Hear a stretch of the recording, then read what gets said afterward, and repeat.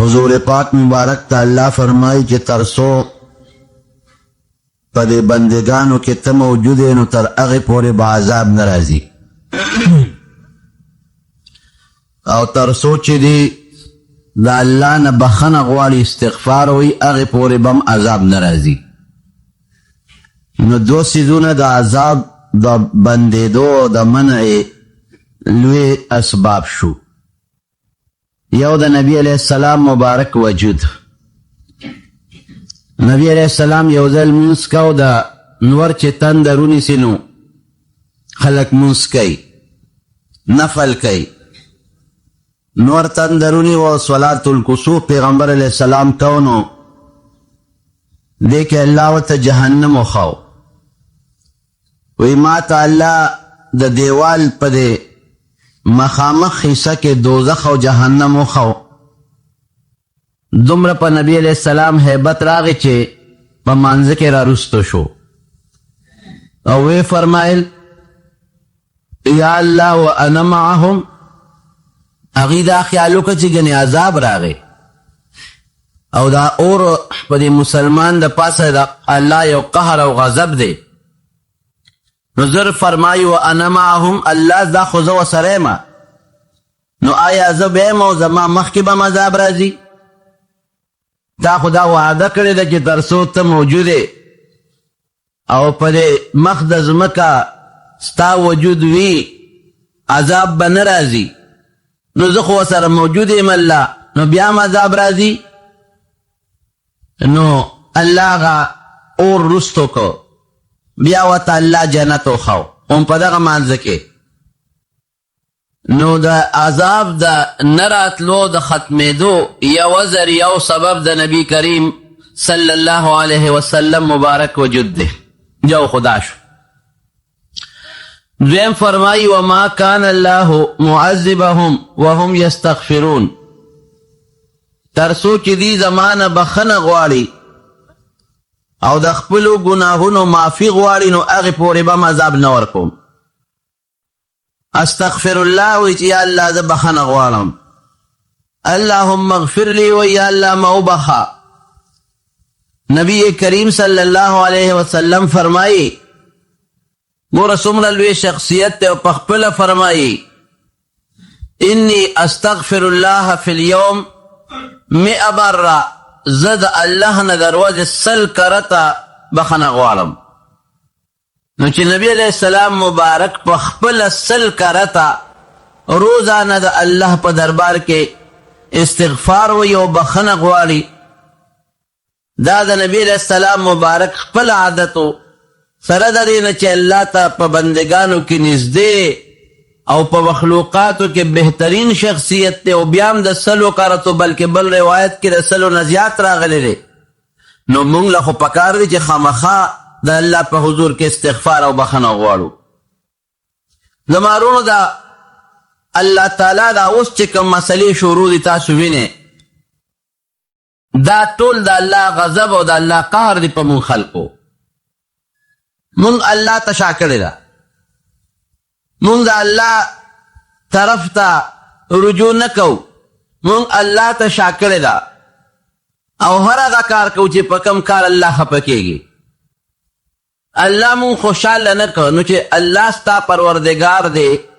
ستا خالق او مالک دی تاله ډوډۍ درکوي تاله ژوند درکوي تاله پویه درکوي تاله عزت درکوي ستا ژوند هغه په اختیار کې دی او بیا هم ته نه خوشحاله خفه کوې نو تا به څنګه خوشحاله کړي دا اللہ قهر او غضب دی په مختلفو شکلونو کې دا اللہ غضب راځي یو شکل دا دی چې قحط راشي بل شکل دا اللہ دا غضب دا دی چې بیماری راشي بل شکل دا دی چې مقدمه راشي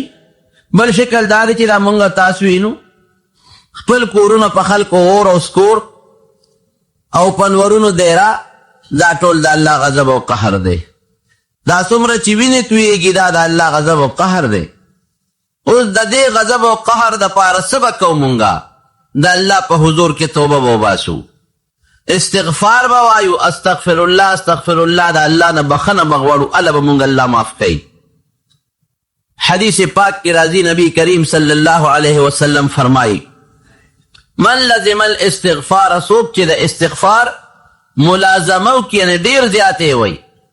د الله نه بخښنه غواړي چې یا الله ما وبخه استغفار دې ته وی یا الله ما وبخه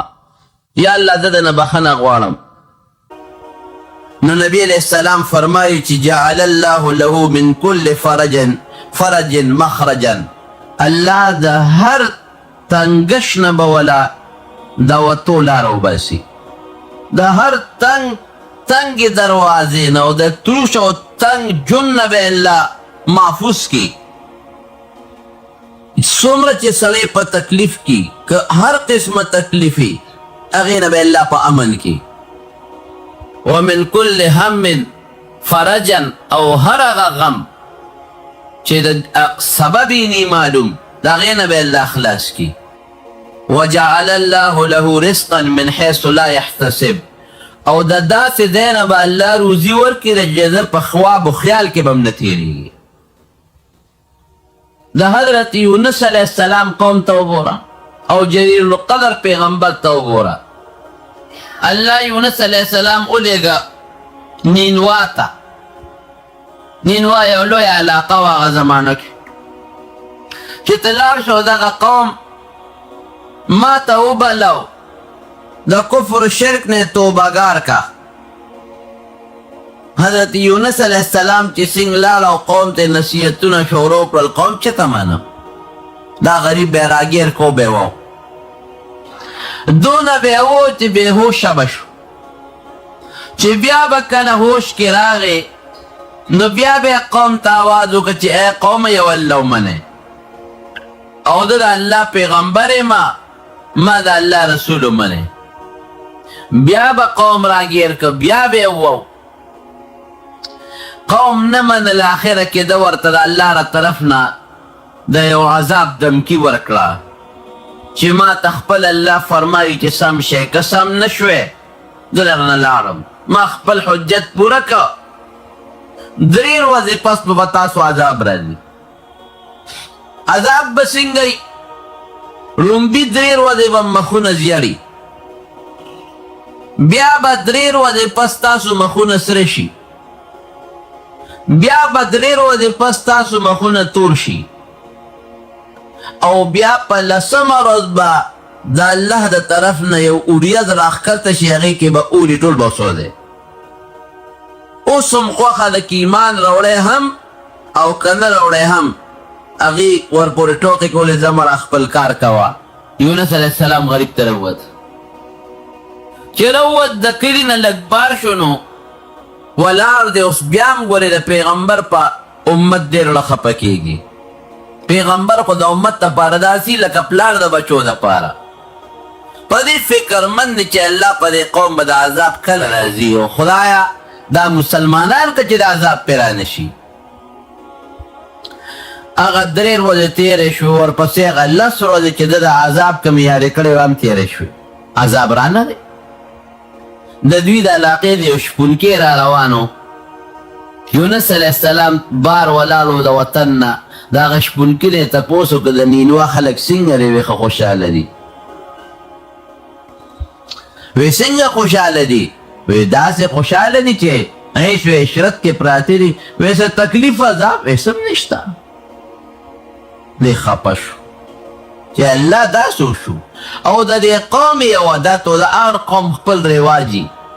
دی عادت و چې چا به هم ورته دروغ ویلو د دروغجن علاج هغې سزای موت و مرګ چې دروغ څوک وایي به څه به وجنو خو مونږ ته دروغ ووایې ته خو دروغجن یې ته څنګه پیغمبر یې او تا مونږ ته دروغ ووایې تکذیب به مو کې وینونی ذهب مغاضبا غصه شو لکه غصه راله دې قوم ته غصه و الله ته غصه نو خو لږ غوندې یو ګیله شکوې هم راله چې یا الله تا خو ما سره په خپله وعده وکړه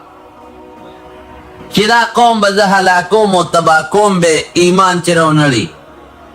قوم خو مغسې خوشحاله دی او په سکون او په اطمینان کې دی روان شو هلته قوم نه دی اوس نه دی خبر قوم باندې کې څنګه 3 ورځې تېرې شو نو مخونه هماغسې زیړ شو درې ورځې پسې مخونه ومقسې د ده د وینا مطابق سره شو بیا 3 ورځې پسې مخونه د ده د وینا مطابق همغسې تور شو او بیا ورپسې ورېځ راښکته شوه چې راښکته شوه قوم لاړو بادشاه ته ویل چې بادشاه سلامت دا به څه کېږي وی دا زما کار دی اسم نشته په اس باندې سور شو منډې و ترړې و یو خوا بل خوا بادشاه هوښیار و پوه شو چې دا خو جوړ د هغه پیغمبر رښتونی دی او د هغه دا خبره ټیک ده یاره وی د دې پیغمبر سره نږدې څوک پاتې شوي دي فلانکې او فلانکې به وله ډېر تل دا تل وی هغه څه وی وی هغه دا وی چې یو الله ومنې او ما د الله پیغمبر ومنې وی داسې کار دی چې دا سړي ټیک وی راځئ ټول قوم توبه وباسو او بیا بادشاه دونه هوښیار و چې قوم ته یې د کلي نه بهر وځو ښځې مه باسئ ماشومان مه باسئ او څاروي مه باسئ ټول د کلي نه بهر ځنګل ته ووتل او چغې یې کړه چې یا الله مونږ ته چې یونس علیه السلام کم خدای یاد کړی په هغه د مونږ ایمان دی مونږ توبه وباسو او هغه یونس علیه السلام زمونږ پیغمبر دی شته دی نه خو مونږ په هغه ایمان راوړو پیغمبر منو الله د عذاب زمونږ نه لرې کا او چغې جوړې کړې دین چغې جوړې کړې ښځو نه بچي جدا کړل بچو به ښځو پسې چغې والې ښځو به بچو پسې چغې والې او څاروو نه کټا کټي سخي بیل کړل نو څاروو به هغه بچو پسې چغې والې او بچو به څاروو پسې چغې والې د حیواناتو شور او چغې جوړې شوې د دین چغې جوړې شوې هغه قوم نه الله هغه عذاب پورته کړ او ریستلال عذاب ته پورته کړ قرآن حکیم کې الله فرمایي فلولا كانت قرية آمنت فنفعها ایمانها الا قوم ما سوا د یونس علیه السلام د قوم نه بل داسې قوم په مخ د ځمکه نه دی تېر شوی چې د هغه عذاب ته پورته شوي دې باندې عذاب راغی او بیا توبه وایسته او مسلمانان شو الله ته عذاب لرې کا نو دی خو مسلمانان شو الله ته عذاب لرې کا هلته یونس علیه السلام ته خو د مسلمانۍ پته نه لګي هغه څه دی دې قوم ته چې ظالمانو ولې تاسو دا توبه ونه ویستل او لږه ګیله غوندې د الله نه هم پیدا ده شکوه غوندې چې الله تا خو ما ته ووایي چې زه عذاب راولم عذاب خو پرې رانغی منځ کې معامله خو بدله وه دی روان شو د الله د حکم اړو انتظار یې ونه کړ پکار دا وه چې د الله ته رجوع کړی وي چې الله تا خو ما ته داسې ویلي او کار خو داسې وشو نو بیا پیغمبر الله پریشانه نه پرېږدي فورا فرشته ورته رالیږي د الله د حکم انتظار یې ونه کړ او نیغ لار د دریاب په سفر کشتۍ ته وخته الله په دې خفه شو بعضې وخت کې که یو ناپویه انسان غټه ګناه هم وکړي نو الله پې غږ ورته نه کوي صبر ورسره کوي خو که لوی سړی پوټې ګناه هم وکړي نو هغه له مضبوطه سزا ورکوي دارنګې یو سړی وي که نه چې کوم ورته ډېر نږدې وي او حج یې هم کړي او ګیره هم پرېښي هغه چې غلطي وکړي هلکه لا ولې دی کړی بل سړي ته ملامته کوي نه زموږ که هغه نه کوي نو پروانو ته خو حاجي صاحب هم یې تا خو ګیره هم شته ته خو تهجد هم کې ته خو منځونه هم کې ته خو نیک سړی تا ولې دا غلطي وکړه او خلک هم په معاشره کې هغه ته بیا په ښه نظر نه ګوري بل سړی وایي ګیره خیلی به او ګناهګار وي د خلکو مخکې به په ودونو کې ګډېږي او پروا به څوک نه ساتي خو که چې د ګیرې والا لاس ماس وړپول لوړپولو یو دولچک یې وو خو دا لا شیخ دی ګوره او دې هم لا تاویږي نو نیک انسان نه که معمولي غلطي مو شي نو خلک یې نه برداشت کوي او د غلط انسان نه که ډېره غلطي هم کېږي نو خلک یې برداشت کوي دا د الله قانون هم دی نو یونس علیه السلام ګناه نه ده کړې خو دلته یې صبر ونه کړه پکار دا وه چې الله ته یې صبر کړی وي چې یاره الله ماله تا خو ما ته داسې ویلي داسې چلو شو نو الله به فورا جبریل علیه السلام یا بله فرشته رالیږلې وه انتظار یې ونه کړ نیغ لاړ کشتۍ روانه وه چې د دریاب دې منځ ته شوه کشتۍ په دا منځ کې ودرېده نه مخکې دی نه وروستو دی چپې شروع شو دومره خطرناک طوفان راغی چې دا کشتۍ ممکن نه چلولی وي نو دا هغه زمانې دا رواج و چې هغه زمانه کې خو وینځې او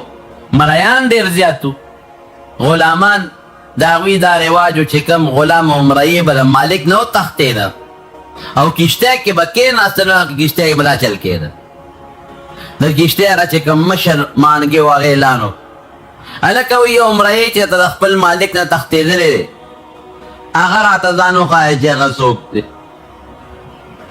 چې هغه مونږ دریاب ته وغورځو دریاب به غلی شي او که داسې نه ټول غر کېږو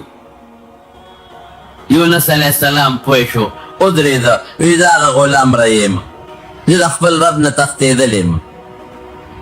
او ما یې دریاب ته وغورځوې هغې وایي ته کوم ځای کې دی چې تا خو مونږ پېژنو ته ډېر نیک سړی دې شکل ته دې وګوره دې خوي ته دې وګوره ناستې ولاړې ته دې وګوره نه ته نه بل سړی دی قراندازي پکې وکړه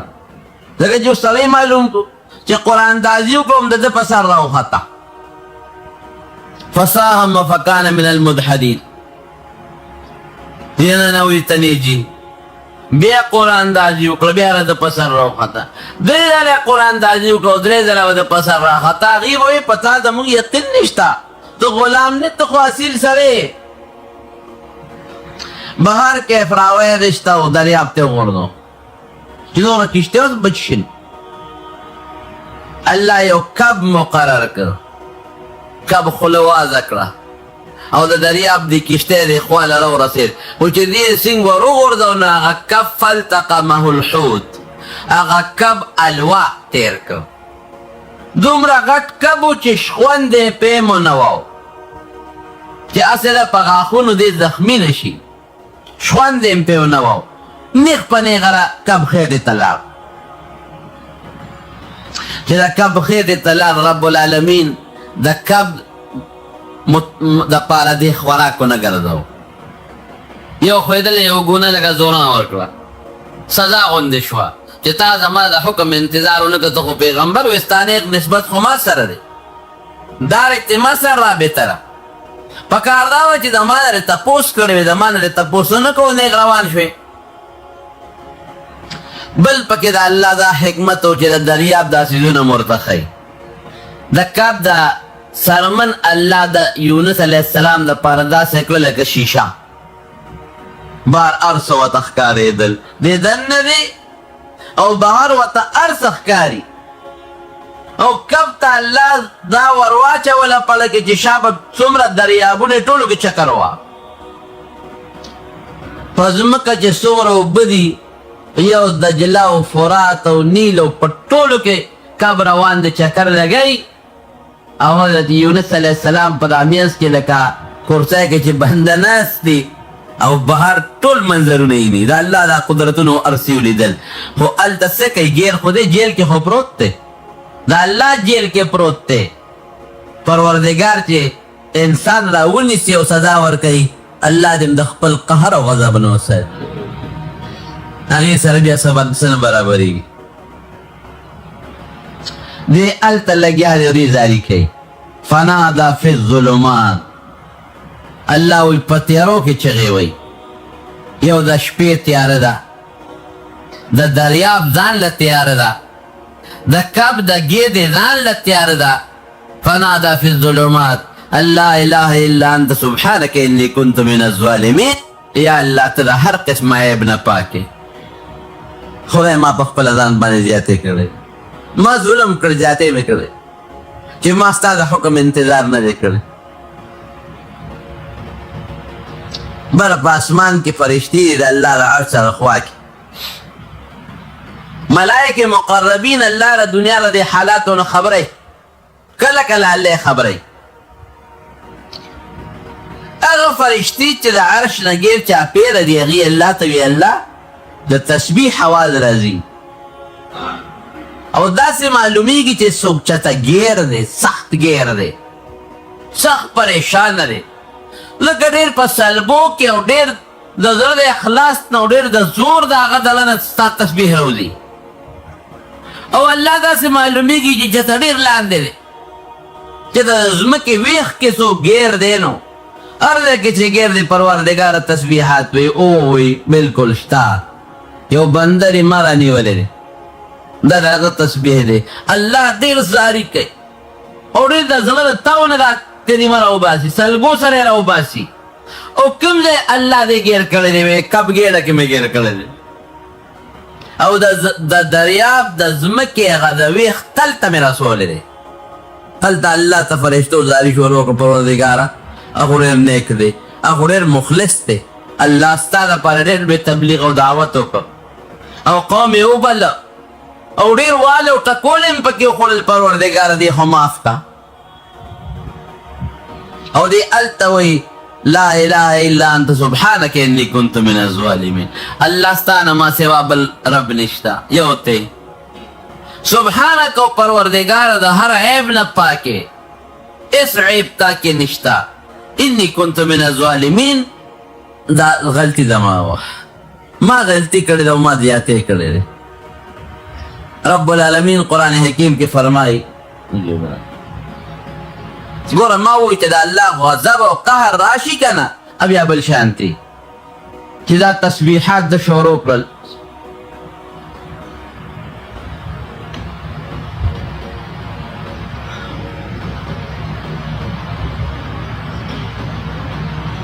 قرآن حکیم کې الله فرمایي فلولا انه كان من المسبحين للبث في بطنه الى يوم يبعثون ولی که دا کپ پا دی گیره که دی یونس علیہ السلام زما تسبیح نوی تر قیامت پوری با می دی کبلم جنور کڑیو دلم مم جنور کڑیو او اندقا سی دا کپ پا دی گیره که پدا جیل که بدی پروتو کلمار تسبیح شروع کرلا زما رحم پر آره سلوی خروا دی دا کپ پا گیره که سوک اتر وزی آدی اور وزی او سوک سلوی اختر وزی آدی دا کپ پا گیره کیو اخیره که اور اللہ خو بادشاہ لیکن دا دینه بند کریو چه دا کپ خوراک نشی ازم نشی اللہ پا دی قادر ده سلویخ روزی پس مثلا یا اور روزی پس اختلاف پر روایتو کشتا کب خلو چتا کرلا او الٹے اکردی او الٹو کے بعد آغردو دا دریاب غالی تا دا دا استغفار برکت شو دا دا اللہ نا توبه و دا بخن برکت شو پا قوم راغلی عذاب ختم او یونس علیہ السلام اقل منی چی دا کب گیری تاری سوکورسی او بیار جمدی تیروزی او بیادا سی کب پروردگار یونس علیہ السلام دا کب دا گیرن دا آغی بخن پا ذریعت او دا خپلی عاجزی او دا توبه پا ذریعہ جمدی روستو چه الٹے اکڑا دا وجود کچا شویو لکه نور پہ نو لگی دلی ہوا پہ نو لگی دلی او دا کب گیره که اوبو که پروتو نو خامخا دا بنده وجود کچا کیگی نو پروردگار پہ فوراً دا کدو بوٹی درغون کو لکه اونا خو نشتا دا کدو بوٹی پہ درغون شو اگه پانی اکلی اگه پانی پہ دا پاس خوری شوی الانور نای بچ کی یو اوسه اللہ مقرر اکڑا اگه اوسه براتلا او اخپل تیبه دا دری خلیتا نزده کول او دا بدا اغار اول پاغیب اخپل گزاره کول چکل دا وجود اغا سرمن کلکا شوا نو اغا اسیم بند شوا نراتلا او دا کدو اغا بوٹم اوچ نو دو جالل اللہ اغا اسیم مرگر فهم نرازی نن قرآن اللہ پرونم ران اللہ او پروردگار اغا بوٹیو دا کجورے دا کدو امرانا اوچ شو اللہ وی بس دے پاس بیا قوم للال شو نینو آوالا تلال شو اللہ آغاوی دا خود تختی دلی ما پاگی خواہ عذاب رانا غیرو پروردگار ورطالوے چی ما پاگیستا تالتا چی مکم پیشن گوئی کلیوا او تا ورطا سویریو مکہ سے وشوا عذاب پیرا دے اغیب ما تا چغی ہوالے زاری او کلو فریادے کو توبے ہوستا او مسلمانان شو دا سیر میں دا معشوب نوالا تر دا بادشاہ پورے طول خذ نر مسلمانان شویری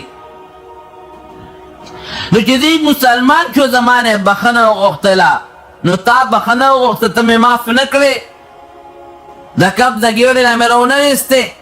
ناغیم بخنه وغوښته معافي وغوښته نو ما هغې معاف کړي او لاړ شه تا پسې ګرځي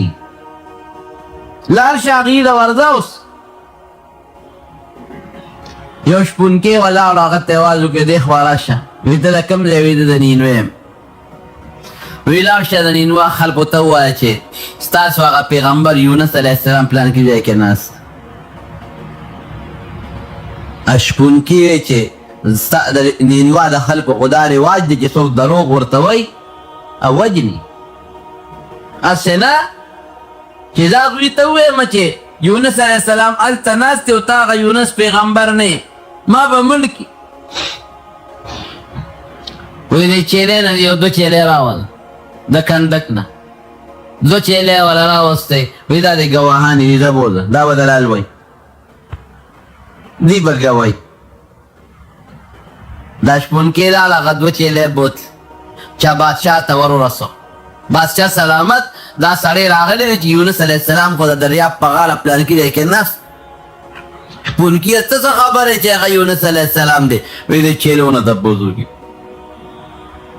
دا چیلې ما لګوئ کې چیلو ولګوئ وکړه چې او د الله پیغمبر یونس علیه السلام په موږ لاس راښکلی دی او هغه د خدای پیغمبر د پلانکي دی کې ناست بادشاه سره د خپلو وزیرانو او د نږدې خلکو په لوی جلوس کې لاړ او یونس علیه السلام یې په ډېر محبت او په ډېره مینه راوچت کړ او په ډېر لوی جلوس او استقبالیه کې نینوه ته راوست او د خپل ټول قوم مشري مذهبي مشر هغه زمانه داسې وه چې د مذهب مشر به جدا او د قوم د بادشاه مشر به جدا دا د داود علیه السلام په زمانه کې دواړه بیا یو شو چې د مذهب مشر دا به د قوم بادشاه هم وي او چې کوم د قوم بادشاه وي هغه مذهبي پیشوا او مشر به هم وي د داود علیه السلام زمانه کې دا و چې د هغې نه مخکې داسې نه وه بادشاه نیک صالح مسلمان شو ایمان قبول کو قوم ایمان قبول کو یونس علیه السلام میں پیغمبر شو او خوشحاله ژوند یې مزیدار تېرېده ورونو خبره کې زما مقصد سو ادا چې په کم قوم د الله هغه داسې د دې نه سخت غضب او قهر نو حضور پاک مبارک فرمایي چې په استغفار درې فایدې شو یو د مصیبت او تکلیف او تنګش نه دی الله وباسي غم دی الله غوسوي او دریم د داسې ځای نه رزق درکوي چې ستا خواب و خیال کې به هم نه تېرېږي زما ورونو الله عذاب چې لرکوي نو بس ذریعه توبه او استغفار دی چې الله معافي غواړم د استغفار بخښنه غوښتل خو توبه ده که نه چې الله زه د خپلې ګناه نه معافي غواړم توبه وباسم او الله ما معاف کړه د اخبار کې بل ورځ یو بیان راغلی و دوه درې ورځې په اخباراتو کې وچلېده چېرته مردان کې یو جنۍ خوب لیدلی په خوب کې نبی کریم صلی الله علیه وسلم لیدلی او بیا پیغمبر علیه السلام هغې ته وایي چې دا د الله قهر او غضب دی په دې مخلوقو نو یو دې مخلوق د توبه وباسي ګوره هماغه د توبې خبره پکې راغله او دویم د قرآن شریف یو صورت یې ورته ښولې د سوره شمس والشمس وضحاها په دې خیري سپارو کې دی د دې صورت ته 20 کرته تلاوت کوي هغه جنۍ بیا اخبار لیکلي و چې هغې دوباره بیا خوب ولیده او په دویم ځل بیا ورته نبي علیه السلام هم په خوب کې دغسې فرمایي چې د خلکو ته ووایه چې توبه وباسي دا عذاب به لر شي او د دغې سوره شمس والشمس وضحاها صورت تلاوت ته کوي ورونو د دین مسله دا ده چې چا پیغمبر علیه السلام په خوب کې ولید دا خو رښتونی دی لکه نبی علیه السلام فرمایي چې چا زه په خوب کې ولیدلم نو ده په حقیقت کې ولیدلم شیطان زما په شکل نشي کېدی نو چې پیغمبر علیہ السلام یو بنده په خوب کې اوویني دا رښتیا دا دروغ نی. البت خوب څه شرعي دلیل نه دی، لکه خوب کې بنده ته بعضې وخت یو شی ورولی شي او د ده نه هیر شي، بل شی وله ذهن ته راشي.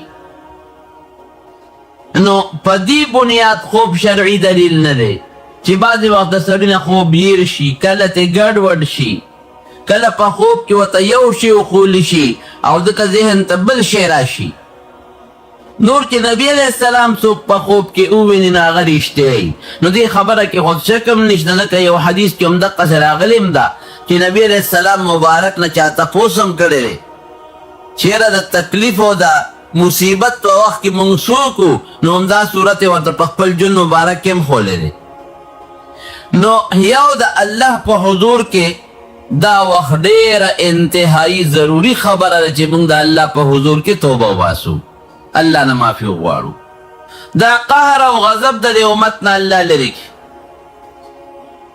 او دویم استغفار وایو. دو سیزونه الله دنیا سره لازم پیدا کړي دي، یو شیطان او د انسان نفس، او بل خوا د رحمت فرشتې او پیغمبران. شیطان او نفس دا یو طرف ته دي او د الله فرشتې او پیغمبران، او بیا په پیغمبرانو کتابونه دا بل طرف ته دي.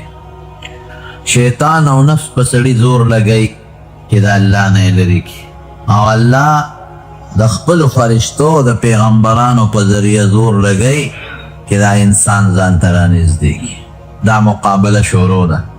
د شیطان او د نفس زور ته باطل وای، او د پیغمبرانو او د فرشتو زور ته حق وای. نو ظاهر کې کله حق له غلبه راشي ظاهر، او کله باطل له غلبه راشي. او قرآن شریف کې الله فرمایي چې اخیری انجام د حق د غلبې دی، او باطل به همیشه دپاره ختمیږي. یعنی نتیجه د حق د بری کېدو ده او د باطل د ختمېدو ده. بعضې خلک مونږ ته راشي شکایت وکړي، یاره جي ما خو مونځ اودس شروع کړی دی او زکات هم ورکوم او صدقه هم ورکوم او روجي هم نیسم او ذکر و اذکار هم کوم، او جي طبیعت مې قصه مې ګډه وډه شوې ده. کله مالی تاوان کې ګیر یم، بیماری هم را باندې راځي، بچي مې هم نه جوړی، او چې نیکي مې نه کول هر څه ټیک ټاک و. موږ وایو دا د نیکۍ د قبولیت نښه ده، نیکي دې قبوله ده،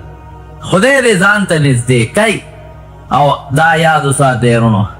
نبی کریم صلی الله علیه وسلم فرمایي چې د دنیا تکلیف په انسان راغی او دی پې صبر کوي، الله پې د ده نه ګناه رجوي، او د آخرت مرتبې پې خدای پاک بلندوي. یو صحابي نبی علیه السلام مبارک سره ناستو او پیغمبر علیه السلام د تکلیفونو او د مصیبتونو ذکر کاو. صحابي ورته څه وایي؟ وما الاسقام یا رسول الله، د الله رسوله بیماری څه ته وایي؟ والله ما مرضت قطو، قسم په خدای که په ما خو چتم تکلیف راغلی. بیماری به کې څه ته وایي؟ حضور پاک ورته فرمایي قم عنا فانک لست منا، موږ نه پاسه زموږ د ډلې نه، پاسه شابه چې زموږ د ډلې نه، نو خامخا تکلیف به در باندې راځي، د مال به م راځي او د بدن به م راځي او په اولاد کې به دې م راځي. یو صحابي و د هغه بیبي وه، د دواړو یو بل سره ډېره مینه او محبت و. دومره محبت و د دواړو یو بل سره چې لکه د ښه خاوند او د ښه ښځې یو بل سره کومه مینه او محبت وي. او ښځه هم د دې خاوند ډېره خوښه وه، او د خاوند د دې ښځې هم د خپل خاوند ډېر زیات خوښ و، او د ښځې د دې خاوند ډېر زیات خدمت به کو. چې کور ته به رادننه شو بس لوټه به یې ورته لاس کې نیولې وه، ډوډۍ به یې ورته لاس کې نیولې وه. که ده به د خولې نه خبره نه ویستې نو ښځې به وله شی رازغله و. دقه رنګې د دې خاوند هم دا ښځه خوښه وه چې د ښځې د خولې نه به ټکې نه وتې چې ده به وله فوراً هغه پوره کو. د مینې ژوند یو بل سره تېرېده. یو ځل سره دواړه کور کې یو بل سره ناست دي. دا خاوند یې ښځې ته وایي ښځې داسې مینه به د چا یو بل سره لکه زما او ستا چې ده. یاره وایي ګمان نه کو،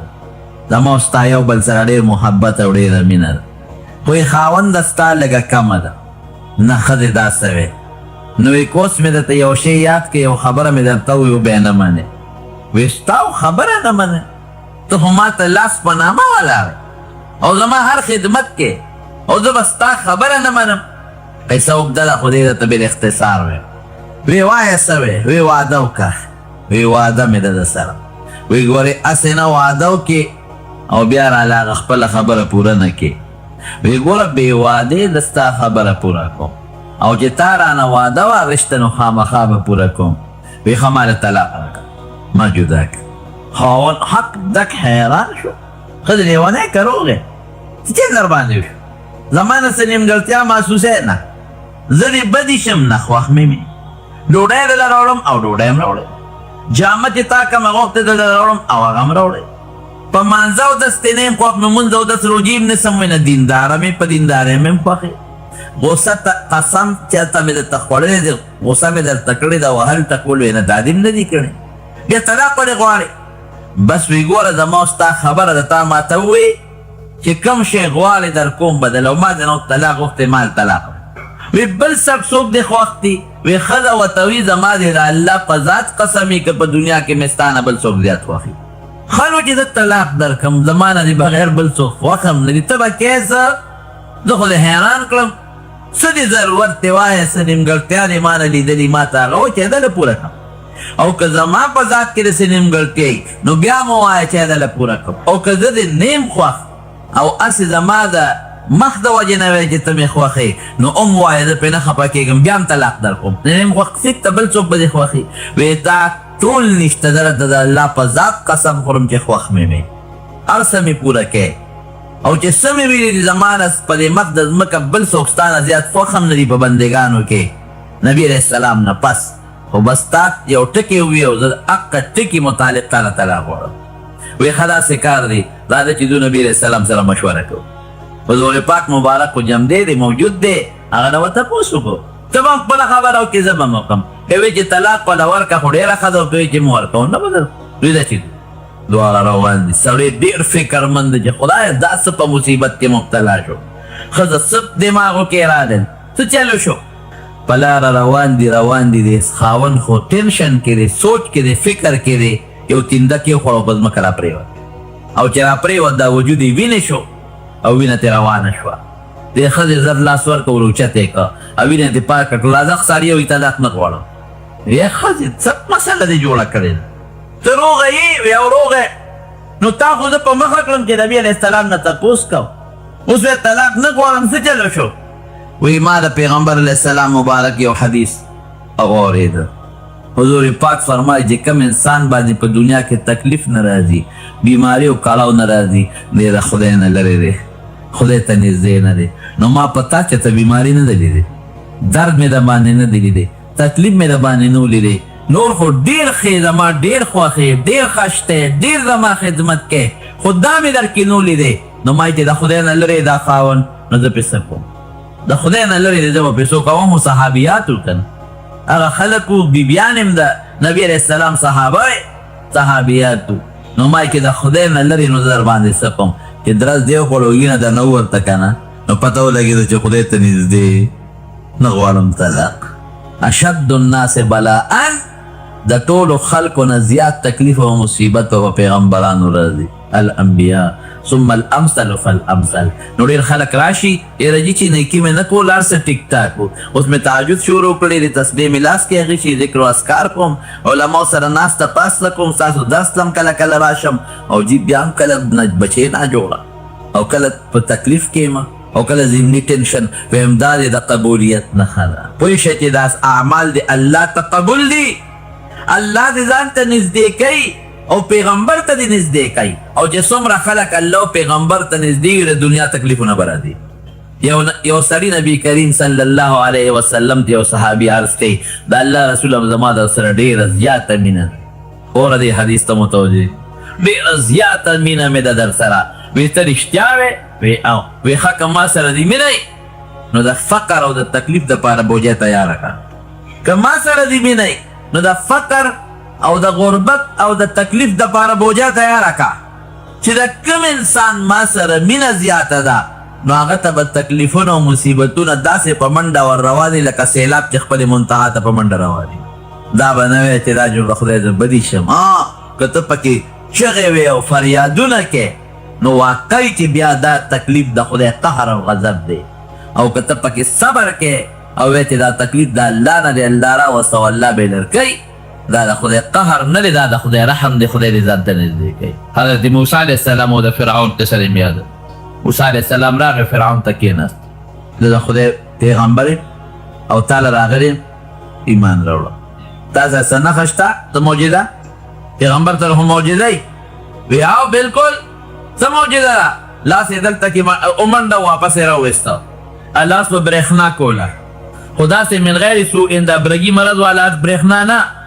چمک به و لکه د سپومې په شان رڼا به یې کوله، بجلۍ او د بله په شان رڼا به یې کوله. یاره دا خو د جادو مادو دی ښه. وی ښه ودرېږه بله درته ښې، ځکه نیغي کوله د موسی علیه السلام په مخ کې. ته خو ما ماشوم ډېر کړې، الم نربک فینا ولیده ولبست فینا من عمرک سنین. تا خو ما سره ماشومبل ډوډۍ مې درکړې ده، جامه مې درکړې ده، ماشوم مې نه لوی کړی، او ته اوس راځې او زما مقابله کې خو د منډې وایي هله وایي شی رانیسه، شی رانیسه او خوله ورپسې د موسی علیه السلام دا دې وخت نه دی، دا دې وخت نه دی، کونټۍ ته یې ګوتې ستا وخت لا وروسته دی. دا مې نښه. او فرعون خو پېښ شو چې ده سره خو نه د جیل کار کولی شو. نورو بادشاهانو خپل پیغمبران جیلونو کې مات کړل، دی به جیل کوي چې څوک کونټۍ ته ورسره او نه ورته څه پیغله ورکولی شم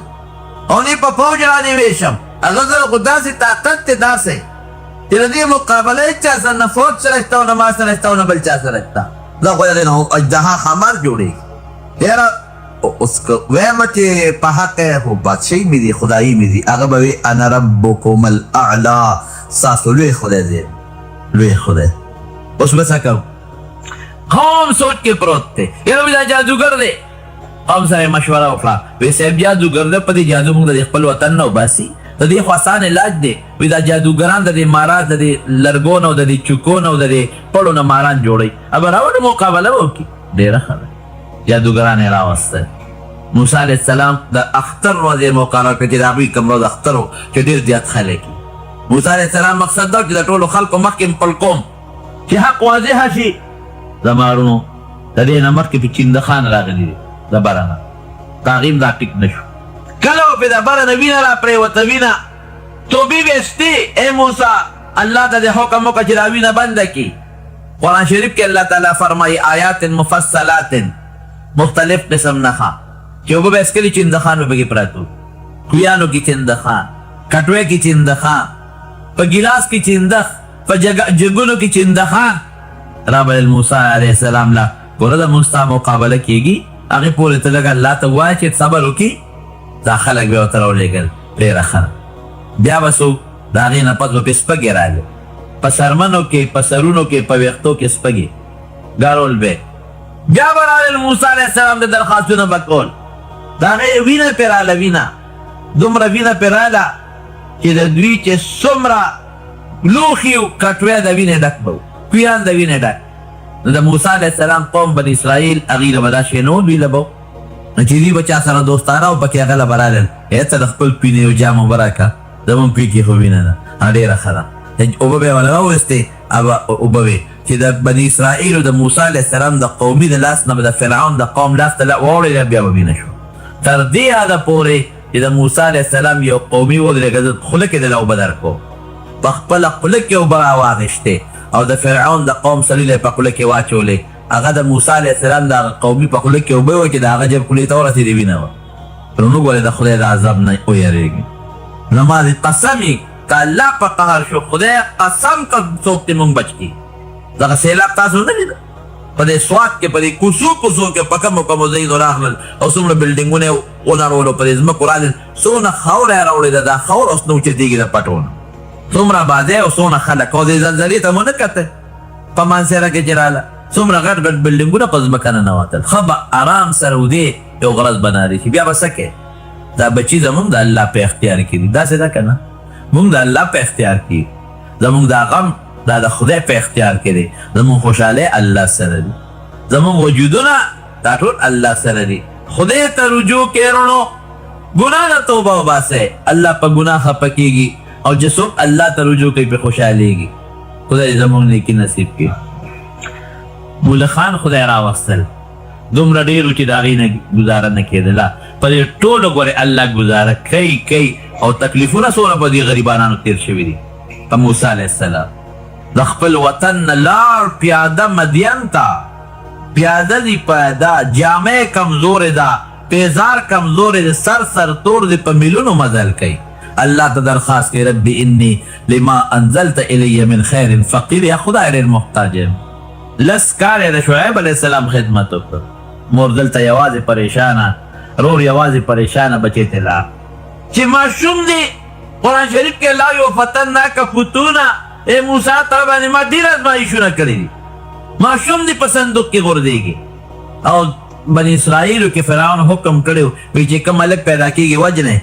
هلکان یې ولسونه ووجل. دا تکلیفونه راغلل. اخره کې مقابله جوړه شوه د اختر پر جادوګر رالل. هغې چا ماران د پړو نه جوړ کړل، او چا د رسو نه جوړ کړل، او چا د لرګو نه جوړ کړل، او سیبه دې میدان کې داسې غړقېدل. قرآن شریف کې الله وایي وجاءوا بسحر عظیم، دومره لوی سحر یې راوړ چې الله ورته لوی وایي. موسی علیه السلام وایي الله دې سره به څه کوم؟ دا خو ما سره یو کونټی ده، خو دا خو ټول میدان سیبه د مارانو دغه ډک دی، دا اژدهاګان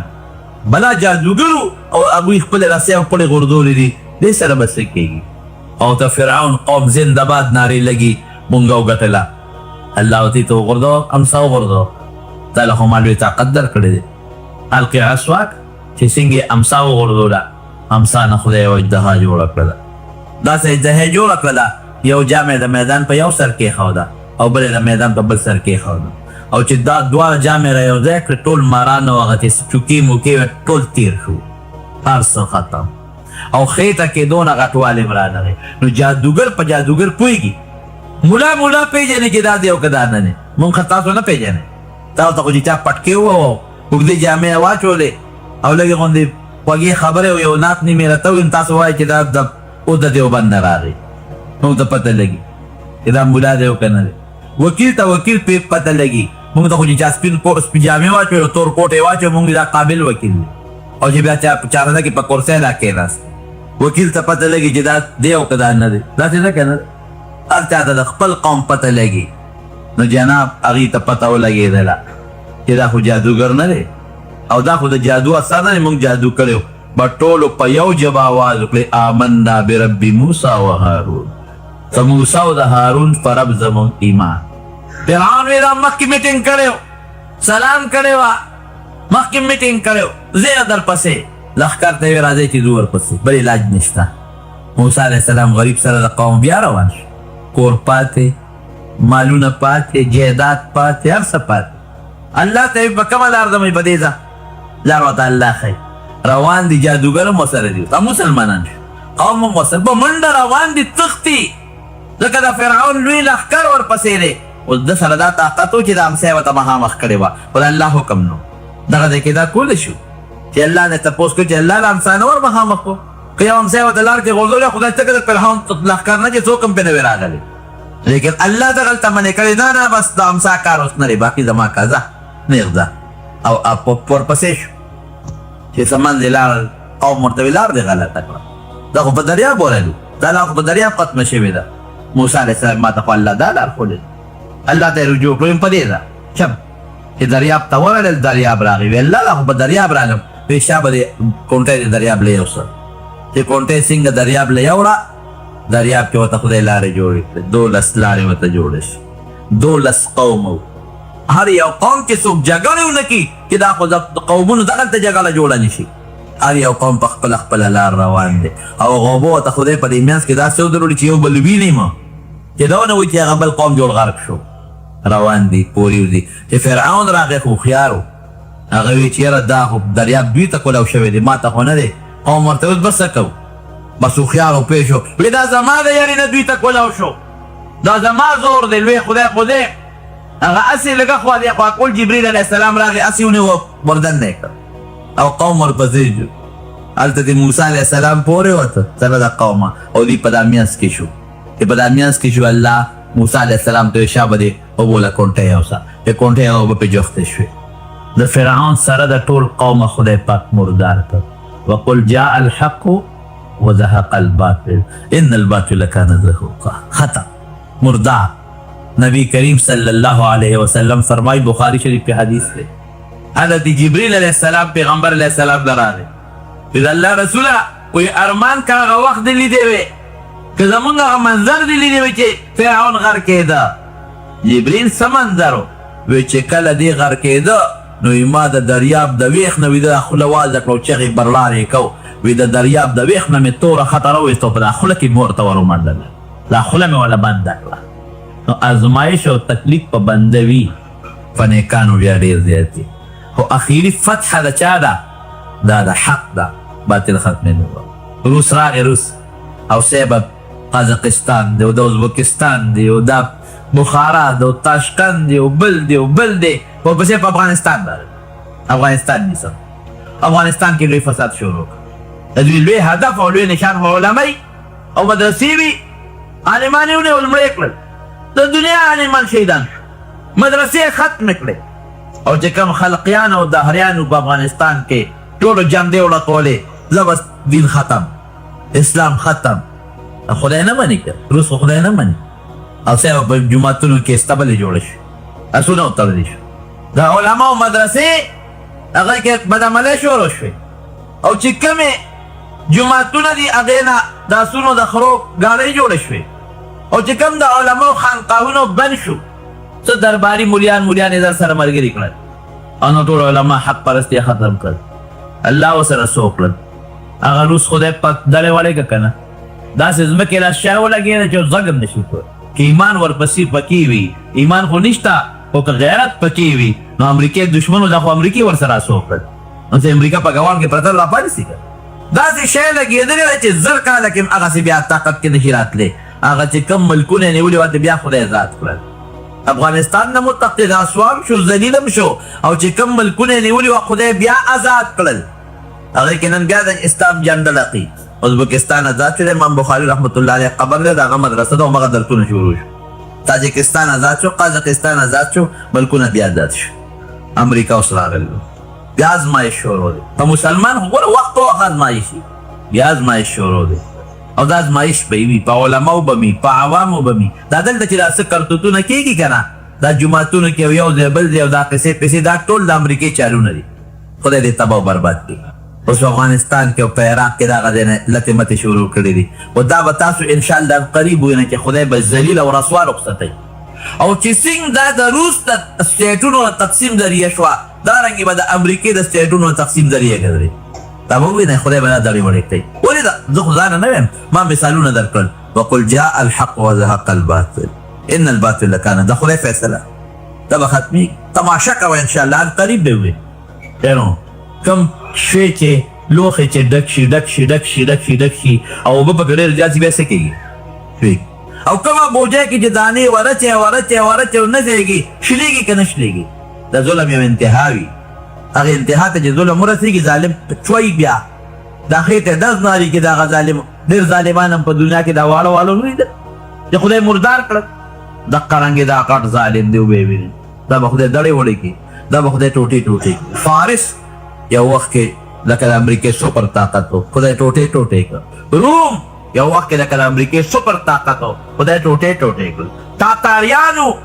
او راغلل او په عراق باندې حمله وکړه تاتار هغه ډېر لوی فتنه وه تاتاریان کتابونه یې راوړل بغداد کې خو لوی دین او لوی مدرسې وې د بغداد او د کوفې او د دغه علاقو نه هغه امام بخاري هلته کې درسونه کړي دي امام ابو حنیفه هلته تېر شوی دی حضرت علي رضی الله عنه په کوفه کې صحابه کرام کوفې ته منتقل شوي دي کوفه کې د دنیا دینو او مدرسې وې جوماتونه تاتاریان رالل الله اکبر چې رالل هلاکو خان ته ګوره دا رالل صیبه او دغه کتابونه یې راوړل او د دجلې په دریاب کې وغورځول او دونه کتابونه او دومره د لاس لیکلي کتابونه چې په دریاب کې د هغې نه پل جوړ شو خلک به په هغه کتابونو پورې وتل لا پورې وتل دومره کتابونه او هغه په لاس لیکلي شوي وو د هغې هغه خطونه په هغه اوبو کې ویلې شو دومره اندازه ولګوئ چې د هغې دریاب اوبو نه سی جوړه شوه دونه هغه د لاسو د لیکلو د قلمونو هغه سی په هغه کاغذونو کې پرته وه چې خلکو به بیا لیکل کول نو سی به یې نه جوړو دریاب ته به تل او د هغې نه به یې مشوانې ډکول او په هغې به یې خطونه لیکل دومره زور خدای د هغوی زور هم ختم کړ ویلې کړل او هغې ملکونو باندې بیا خدای د اسلام جنډه راوست داسې به خدای کوي انشاءالله العزیز په افغانستان او دغه رنګې ورپسې په عراق باندې او په دې علاقو به خدای پاک د اسلام جنډه انشاءالله بیا اوچتوي. کم از کم د دې مسلمانانو دا چغې او دعاګانې به خدای قبله کړي او دا پدید تر افغانستان د خدای زموږ وطن کې به امن راشي، هر څه به ټیک ټاک شي. دا د خدای د کتاب بیان بیت الله دا د کافرو په قبضه کې 360 بوتان په مطاف کې ولاړو. دا چې کوم ځای کې طواف کېږي هغې ته مطاف وایي. 360 بوتان دروازو په حساب، ځکه دروازې د کالم 360 څه پاته بوتان پراته دي او د بیت الله په منځ کې د ابراهیم علیه السلام بوت پروت دی دننه او د اسماعیل علیه السلام او په لاس کې د جوارۍ نښې ورکړي دي. د جوارۍ چې د جواري دوی مونږ ته ښودې ده. د فتح د مکې واقع انشاءالله که وخت برابرونه آینده جمعه کې به درته وویم، خو صرف د اخري ټکې درته ویم. نبی کریم صلی الله علیه وسلم یې څومره تکلیفونه تېر شو، په خپل ملک کې غریب وخت نه شو، په وطن کې وخت تېر نه کړی شو. بلال باندې څومره تکلیفونه تېر شو، صهیب باندې څومره تېر شو، حضرت خباب باندې څومره تېر شو. حضور پاک اخر کې مجبوره شو خپل وطن یې پرېښود، هجرت یې وکړه مدینې منورې ته. چا نه ښځې پاتې شوې کافرانې دي لاړل، چا نه خاوندان پاتې شو ښځې لاړل، چا نه پلار پاتې شو، چا نه رور لاړ، وطن یې ورته پرېښود. دومره په تکلیف کې غریبان پراته دي. او د حضور پاک هجرت دې میاشت کې هجرت هم ابتدا شوې ده انشاءالله، که موقع راله د هجرت واقع به هم درته وویم. لیکن الله حق له غلبه ورکوي چې راغې په 8مه هجرۍ کې مکه مکرمه فتح شوه. یو چوکه ورسره ده، بوت له به یې تک هسې ټس ورکړې، بوت به سر د لاندې پرېوته. او دا آیات یې وقل جاء الحق وزهق الباطل ان الباطل كان زهوقا. حق راغې باطل ختم، بوتان ټول دلې وړې شو او بیا بیت الله مبارک ته ننوت او د اسماعیل او د ابراهیم علیهم السلام هغه بوتان یې راویستل، غټ غټ بوتان یې جوړ کړي او لاس کې د جوارۍ نښې وې. وایي زما د قسم په الله چې دې کافرو ته هم پته ده چې دا جواري دوی نه ده کړې. ګوره الزام لګوي په پیغمبرانو باندې، هغه بوتان یې ختم کړل. بیت الله پاک شو، تا نه پوهې الحمدلله پاک دی. د بیت الله ځمکه او د مکې الله پاکه کړه. نورو خبره دا ده چې باطل به راځي، تکلیف به هم راځي، غم به هم راځي، مصیبت به هم راځي، د مال به هم راځي، د بدن به هم راځي. مسلمان به پرې صبر کوي او اخري غلبه دا به د چا وي؟ د حق به. وقل جاء الحق د قرآن وینا ده وزهق الباطل ان الباطل كان زهوقا. نو بعضې وروڼه وي هغوی لږه نیکي اختیار کړي، ذکر و اذکار شروع کړي، تهجد شروع کړي، صدقه شروع کړي، نو الله تعالی ځان ته نږدې کوي که نه، پیغمبر ته نږدې کوي. نو خامخا تکلیفونه پرې راځي چې دا ګناهونه وله ورجو، یا لږې درجې وله د آخرت بلند دی کم، او یا لږ غوندې دوی خفه کم چې لږه نوره رجوع ماته وکړي، ما نور هم یاد کړي، لږ زیات مې یاد کړي، او یا لږ غوندې تکلیف وله ورکم او لږ مصیبت پرې راولم چې د آخرت وله پاک کم. نو مونږ بعضې خلک وایي دا جوړ مونږ د الله نه یو خوښ، نه د الله خوښ یې ښه په نیک انسان او په ذاکر انسان او په صدقې ورکوونکي انسان چې د الله تکلیف په بال په بدن په بچو راځي، دې خوشحاله شي، دې وایي انا لله و انا الیه راجعون، دې الحمدلله وایي چې شکر دی خدای د عمل مې قبول دی، تا ته در نږدې شم نو لږ لږ تکلیف ترې راله راکړه. دا داسې وي لکه مور یا پلار چې بچي له په سر زور ورکوي، دا عارضي وي او اخیری ګټه بیا د حقي دعا کې چې الله ربنا رحم وکړي. خدای مسلمان چې په هر دی په تکلیف او په مصیبت کې مبتلا دی، الله هغه مصیبت او تکلیف ته په خوشحاله بدل کړي. یا الله هر څوک چې په رنځونو او مرضونو کې پراته دي، خدای رنځونو او مرضونو ور په روغ صحت بدل کړي. خدای موږ آزمایښونو ته ټینګې نه یو، موږ د آزمایښونو اطلاعاتو نه پامن کې وساتې. الله د امریکا او د هغې اتحادیه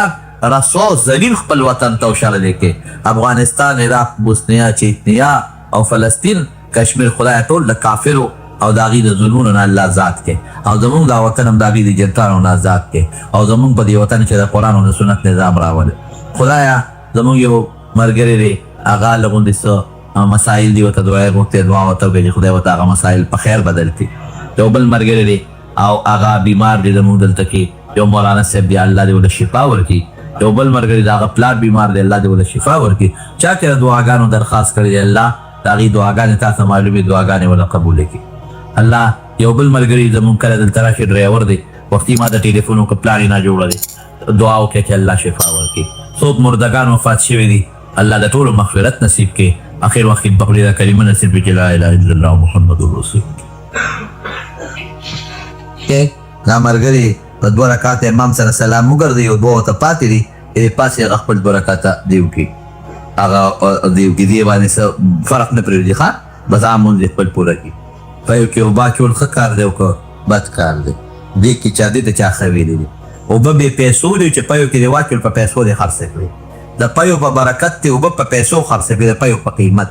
دا خو سخته ګناه ده تګي دا دوکه د مسلمان سره ګډون دی یو ګناه نه ډېرې ګناهونه دي کورونه کې ګیسونه مکمل نشته د دې سزې څخه حل وباسم ممبر پسې رضا کنه څوک د ممبران هغې ته وایي چې د حل وباسي میں نے 2 چاند رات کو نیند میں دیکھے تعبیر سره 2 چاند 2 سپومې لیدلې دي دا خو ډېر ښه تعبیر دی او دا اعلی تعبیر دی او دا ښه مستقبل نښه د خدای ژوند د مستقبل ښه